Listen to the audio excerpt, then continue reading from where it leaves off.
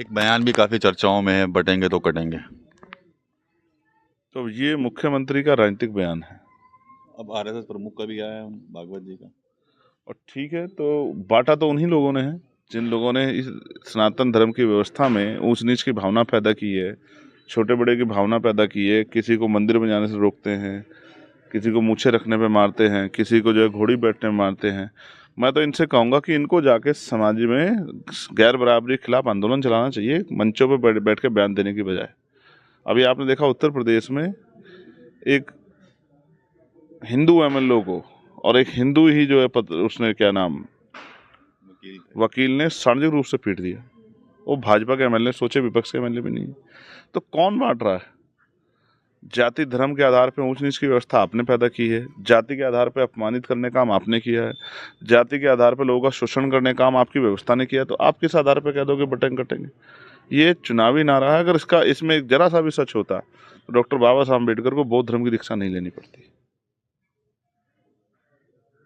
2 दिन बाद 14 अक्टूबर है, 1956 में बाबा साहब अम्बेडकर ने बौद्ध धर्म की दीक्षा ली थी। इसी व्यवस्था से अपमानित होकर ली थी, क्योंकि इस व्यवस्था में ऊंचे पायदान में बैठे लोगों ने इस व्यवस्था में परिवर्तन को स्वीकार नहीं किया, जिस पर आज चर्चाएं होने लगी हैं।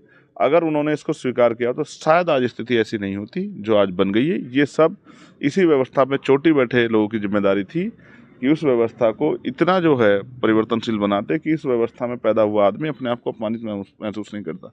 आपको याद है डॉक्टर बाबा साहब अम्बेडकर ने क्या कहा कि मैं हिंदू धर्म में पैदा हुआ हूँ, ये मेरे बस की बात नहीं थी, लेकिन मैं हिंदू धर्म में मरूंगा नहीं, ये मेरे बस की बात है। तो एक विद्वान को इतना बड़ा कदम क्यों उठाना पड़ा? ये इसी आपकी व्यवस्था की खामियां देन है, जिसका पूरी दुनिया में जिसका सम्मान होता है, उसको क्यों जो है हिंदू धर्म छोड़ना पड़ा, सनातन धर्म छोड़ना पड़ा। इसका जवाब भी इन्हीं लोगों को देना चाहिए कि आप कब तक गैर बराबरी पर आधारित व्यवस्था को, ऊंच नीच की व्यवस्था को बना के रखना चाहते हैं, जाति व्यवस्था को। मैं तो मोहन भागवत जी से कहूँगा कि मैं उनका सहयोग करूँगा अगर वो जातिहीन समाज की स्थापना के लिए सरकार को आदेश करें। वो देश के प्रधानमंत्री को कहें कि देश में जितनी जातियां हैं उन जातियों को डिस्ट्रॉयड कर दिया जाए, मानव मानव एक समान होगा, सब लोग भारतीय होंगे।